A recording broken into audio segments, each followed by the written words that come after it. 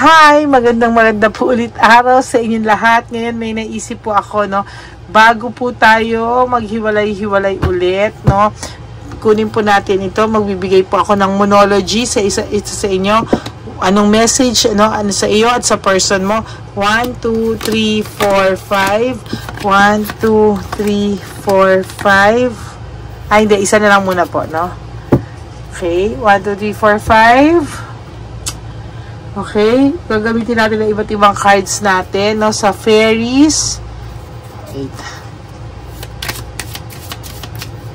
Tingnan natin ano yung mga message, no? 1, 2, 3, 4, and 5. Okay, tingnan natin to. 1, 2, 3.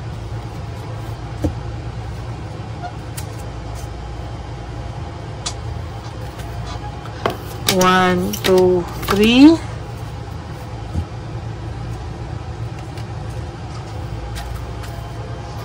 And then 1, 2, 3. Okay, tingnan natin, ano, pinagsama-sama ko ang lakas ng energy ng iba't ibang baraha, no? Tingnan po natin ano ang magiging message sa inyo ng ating mga piling-piling sikat na baraha, no, na lagi natin ginagamit, no, pang oracle. First card is, okay, freedom, no? Freedom po, no? I possess the power and the free will to create my own happiness. Meaning, kung niloko ka po ng person mo at iniwan ka po, malamang ginosting ka po, no? Make sure na i-enjoy nyo po yung freedom nyo and be thankful for your freedom. Why? Kasi po, hindi mo po deserve ang relationship na meron ka. Kung palagi ka pong nasasaktan, kung palagi ka pong hindi mo naiintindihan na bakit palagi na lang sakit ang nararamdaman mo, no? Kaya dapat po, no, you have to free yourself from a cheater or from a scam, no? Ito naman po, sabi niya, when I focus on my inner light, I see the world through the lens of love. No? So, gusto ng universe na makita po niya ikaw na pag minahal ka ulit, no? Ang makikita mo na po sa lens ay pagmamahal, no? Hindi na po kailangan ka lang, may kailangan pera, may kailangan bilhin, or kung ano pa man, dapat po makita mo po ay pagmamahal, ano? Or hindi ka na makakita ng cheater, ganyan, ano? Pagmamahal po ang dapat mong makuha. Next is be yourself, no? Ang sabi po is be yourself, no? The situation calls for you to be your authentic self, which is the basis of your personal power. So be yourself daw po, no? Kasi ang dami sa atin na kapag ka nakakilala tayo, parang magpapa best foot forward tayo. Ganyan-ganyan naman naging relationship, diba? Una, best foot forward, no? Dito po, gusto po ng universe, makakuha ka ng tao na para sa'yo ng bonggang-bonggang-bongga, no? Next card is, I create mindful moments throughout the day and reminding myself that I am loved and miracles are natural. Meaning, dito po, no, parang sinasabi na dapat daw mag-create tayo ng mindset na wag daw nating isipin yung taong nanira sa atin. Alam daw ng universe mahirap, pero kailangan mo daw every time daw na maiisip mo yung ganyang situation mo, yung trauma mo, yung anxiety mo, every time daw po na maiisip mo po ito, no, you should always be thankful sa universe, and na isabihin mo raw sa sarili mo every time na ma-feel mo to na I am love, and miracles are natural. Meaning, no, gusto pong sabihin sa'yo na kamahal-mahal ka, kapatid, no? Hindi daw basta ganyan na parang wala lang, no? And next, ayan, love life, no? Wag mo daw po iasa yung buhay mo sa love life lang, no? The basis of your question involves your romantic life, which is now changing for the better. So, lagi mo daw naiisip itong love life, no, sa'yo na kung hindi pa talaga tong person mo, may darating pa ba sa'yo? Ang sabi, yes, no? Magbabago daw ang takbo ng love life mo for the better. So, you always attract good, positive vibes when it comes to relationship.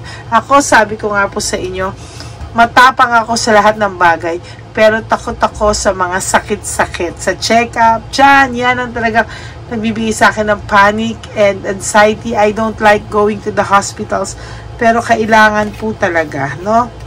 So, yun, magiging may pagbabago na daw po, no, which is now changing for the better. So, may pagbabago pong mangyayari sa inyong love life, of the way yung itrato yung sarili nyo. Oh, next is change. Oh, ayan, no, konektado sa love life nyo. I understand that nothing can grow or evolve without movement, no? So, kailangan daw talagang may mabago, no, sa pananaw mo. Kailangan daw po may mabago na para mabalik mo po yung iyong love of your life kung gusto mo pa rin. Pero mas gusto ko na humanap ka ng bago mong mamahalin, bago mong pagtitiwalaan, yung hindi ka po magsisettle sa less because you really deserve the best. Ha? Yun na ang title natin. Huwag kang magsettle sa less dahil deserve mo ang the best. Huwag ka daw magsisettle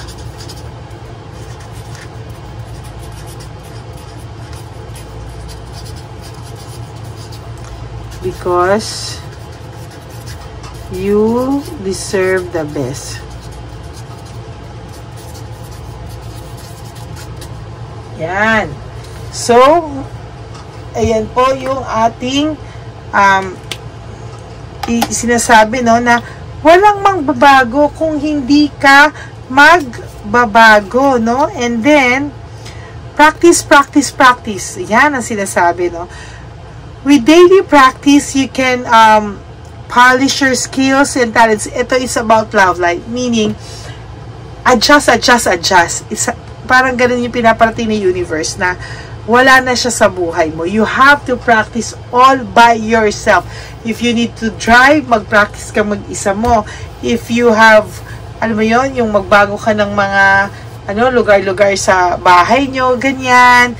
Practicein mo na mabuhay at makapag-adjust ka na mag-isa ka ngayon, no? Na wala ka ngayong partner sa tabi mo, no? Kasi ikaw daw parang gusto mo lagi siyang nandyan, no? Ngayon daw you have to practice, no? Practice. Adjust, no? Happiness is my birthright. Parang sinasabi, huwag kang mawala ng pag-asa. Why? Because, no, huwag ka na mawala ng pag-asa because karapatan mo daw ang sumaya. Your happiness is your birthright. Meaning, karapatan mo to simula pinanganak ka, no? O, see? Practice, and then practice compassion, no? See things from a fresh perspective. So, perspective, no? Ayan. So, practice. Dito rin daw, no? Practicein mo rin daw na maging maganda yung pag-iisip mo na see things from a fresh perspective. Nabubula ko. Perspective. Ano ba yan? Sorry po na ako kasi I'm a little bit nervous for later, no? So, kaya pagpasensyahan niyo po ako, nagagaral-gal ako. So, mag-practice ka daw po ng compassion, kung paano mo daw po yung sarili mo na para pagka next time, pag nagmahal ka, mahihila mo na yung energy mo na, alam mo yon na mahal yung sarili, mahihila mo na yung energy mo na you deserve a love that's true. Yun din po ang ibibigay sa inyo. Next, we have business venture.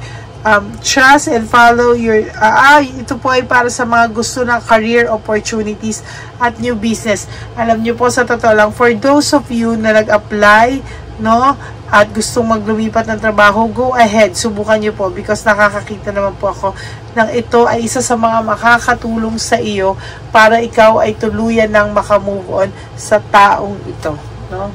hindi po maganda sa totoo lang na gumawa ng desisyon pagkagalit, pagkaganto. Pero this one, yung pag transfer mo or paglipat mo or pag-apply mo, you go for it, no? Kasi talagang kailangan mo daw po ito sa sitwasyon mo ngayon. Admit your true feelings to yourself. Be honest with yourself. Only you know what is the what it is that you truly desire. So ikaw po, no, naiisip po dito ng universe na kung mahal mo pa siya, wag mong labanan. Talagang ganon, you have to sacrifice. You have to pupunta ka sa proseso ng pag-move on eh. Hindi naman daw po pwedeng agad-agad eh, no? So, talagang pupunta ka po sa proseso ng pag-adjust, no? Pag-move on. And then, take time to breathe out, no? So, kailangan nyo daw pong umalis. Huminga daw po kayo. To be honest with you, mas okay po dapat mag-beach kayo, pumunta kayo, yung sarili nyo lang muna. This time, kung wala ka namang anak, sarili mo muna. And kung may anak ka naman, kayo ng mga anak mo, no? You enjoy life, no? Hindi pwede daw na panay ka responsibilidad, panay ka pagmamahal. You really have to enjoy life. O, see, kanina sabi, practice, practice, practice. Ano sabi ko? Adjust, adjust, adjust. Tama, o. Adjustment are required. So, kailangan talaga, ikaw at ikaw lang daw ang makakatulong sa sarili mo. That's why you really have to adjust with your situation. And paano mo to sisimulan? Hindi mo alam pa paano mo to sisimulan lahat, no? Universe, acceptance. Okay, you really have to have an acceptance, no? I am learning to accept the things that I cannot change. Kung hindi na talaga magbabago tong taong to at sasaktan ka lang ng sasaktan, you really have to have acceptance na hanggang dito na lang kayo ng person mo, na hindi na kayo pwede magbalikan because, no, talagang napagod ka na eh, no? So, yung kung i-accept mo lang siya ulit, kahit na alam mo mapapagod ka pa rin, kalokohan po na makipagbalikan ka pa sa taong ito. Be supportive. Be supportive daw po, no? Suportahan mo po ang sarili mo sa pag-move on mo. Huwag daw pati ikaw ay, nako, hindi yung pati daw ikaw, pinahihirapan mo yung sarili mo na you can't let go also, no? Yun po yung pinakamahirap, yung hindi ka rin maka-let go, no? Then, there's spiritual connection. Sinasabi ko po na yung mga binabasahan ko, mostly sa inyo, no? Ay soulmates nyo yung tao. This is very bihira, pero for some of you, no, may nakikitaan ako ng spiritual connection dito. Meaning, nakakonekta kayo. Hindi man kayo yung itinadhana, pero pinagtagpo kayo ng bonggang-bongga, no? Confidence is the key to your success. Kailangan makita po ng universe na may pagbabago sa buhay mo, ha? Yan. Finally, look at the bigger picture, no? Kailangan daw po makita natin yung bigger picture.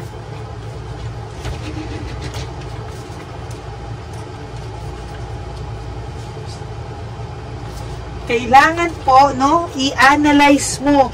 Ayan, no, kung ano ba yung pwedeng makuha or ano po ba yung pwedeng mangyari, no? Bakit nangyari ang mga bagay na ito, no? So, kailangan mo raw po na tingnan, ano, sa picture na ito, ano kaya yung pinaparating sa akin na message ng Divine Universe?